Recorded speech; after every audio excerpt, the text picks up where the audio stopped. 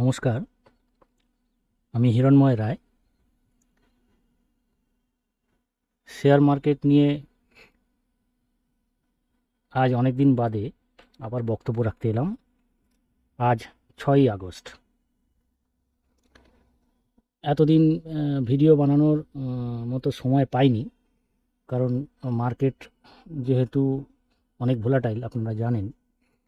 Market যখন নিচের দিকে থাকে তখন অ্যাকচুয়ালি ব্যস্ততাটা বেশি থাকে। মার্কেট উপরের দিকে থাকলে ব্যস্ততাটা কমে যায়। যদিও উম, যারা শেয়ার মার্কেটে সঙ্গে ইনভলভড নন, তারা জেনারেলি আমার, যেমন ধরুন কিছু বন্ধু বান্ধব বা আত্মীয় স্বজন যারা আমাকে ফোন টোন করেন শেয়ার মার্কেট সংক্রান্ত খবর জানার জন্য, তারা জেনারেলি ফোন করেন যখন মার্কেটটা উপরের দিকে থাকে, মানে অনেকটা রান আপ নিয়ে ফেলে। তো তাদেরকে আমি জিজ্ঞেস করি যে আচ্ছা, যখন মার্কেট নিচের দিকে থাকে তখন কি তোমরা ঘুমাও? তখন কোনো প্রশ্ন করো না কেন, তখন কোনো ফোন করো না? তাদের বক্তব্য হচ্ছে খুব স্বাভাবিক এটা, যে আরে বাবা, তখন তো মার্কেট ডাউনে চলে যাচ্ছে, তখন টাকা পয়সা লাগিয়ে ফাঁসবো নাকি? আমি আজকে যে বক্তব্য রাখবো বন্ধুরা, আহ, তাতে প্রথমেই বলে নিই, আমি সেবি রেকগনাইজড কোনো অ্যানালিস্ট নই। আর 2008 সাল থেকে স্টক মার্কেটে আছি। টুকটাক লাভ হয়, মাঝে মাঝে প্রফিট দেয়, মাঝে মাঝে লস দেয়। এটা শেয়ার মার্কেটের অঙ্গ।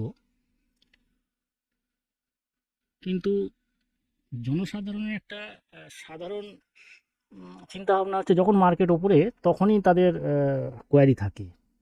অথচ হওয়া উচিত কিন্তু উল্টোটা।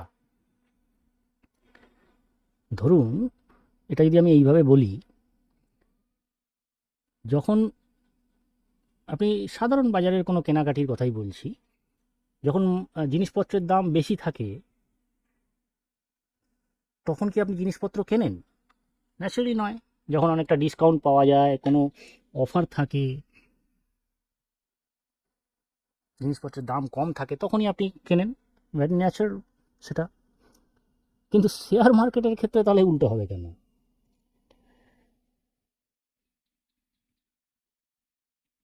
আবারও বলছি, আমি কোনো সেবি অ্যানালিস্ট নই। আপনারা যদি কখনো কেনাকাটি করেন, কেনা বেচা যাই করুন না কেন, সেটা আপনারা আপনাদের নিজস্ব চিন্তাভাবনা থেকেই করবেন। আপনাদের চেনা জানা কোনো অ্যানালিস্টের থেকে পরামর্শ নিয়েই করবেন। আমি জাস্ট আমার বক্তব্য রাখছি এডুকেশনের জন্য। আমার বক্তব্যে যদি কারোর কিছুমাত্র উপকার হয়, সেটাই আমার জন্য যথেষ্ট। ধরুন, ওয়ারেন বাফে মহাশয় বহু বছর আগে বলে গেছেন, মানে বলে দিয়েছেন আর কি, যে যখন সবাই ভয় পাচ্ছে কেনাকাটি করতে, তখনই অ্যাকচুয়ালি সঠিক সময় মার্কেটে এন্ট্রি নেওয়ার। আর যখন সবাই আহ, আলোচনা করছে, সাধারণ মানুষজন, শেয়ার মার্কেট থেকে ভালো লাভ আসছে টাসছে, তখন কিন্তু কেনাকাটি করলে টাকা পয়সা ব্লক হয়ে যাওয়া, মানে ইনভেস্টমেন্টটা রং হয়ে যাওয়ার চান্স বেশি।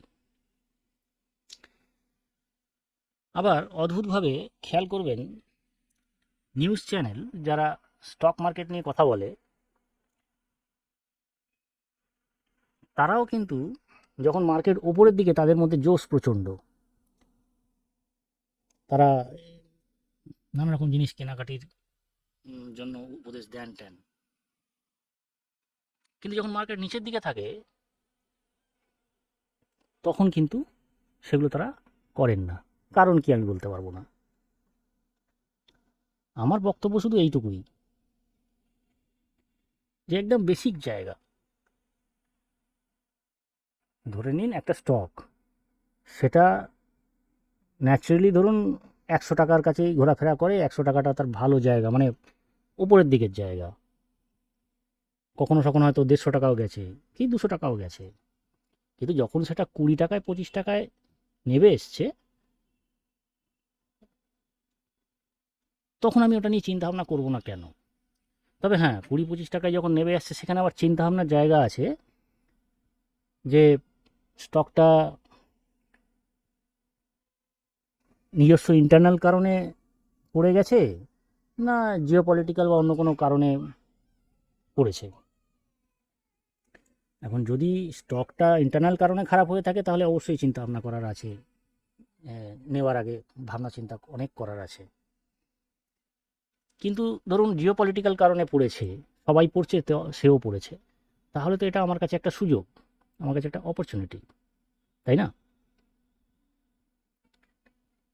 আমি আজকে পার্টিকুলার কোনো স্টক নিয়ে কথা বলতে আসিনি, পরবর্তীকালে যদি সুযোগ হয় নিশ্চয়ই বলবো। কারণ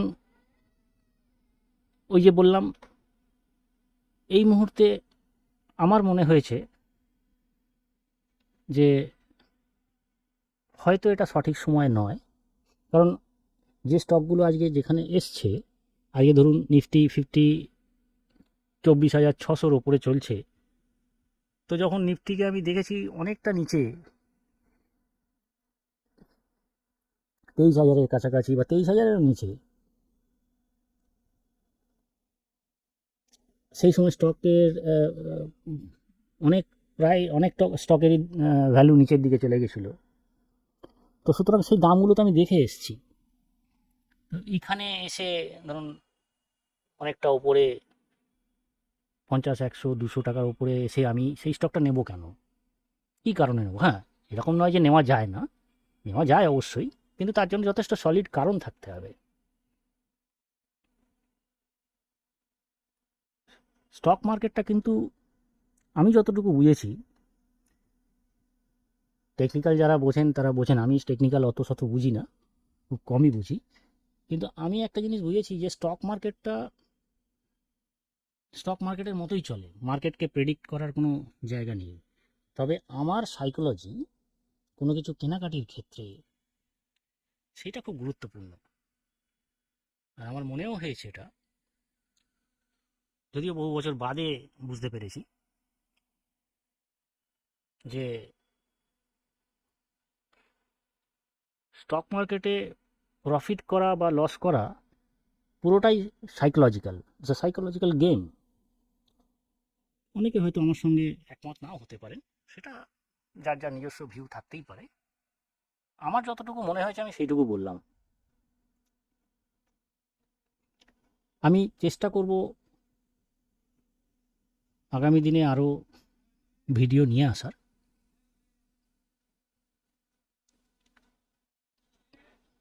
আজকে এতটুকুই। নমস্কার, ভালো থাকবেন।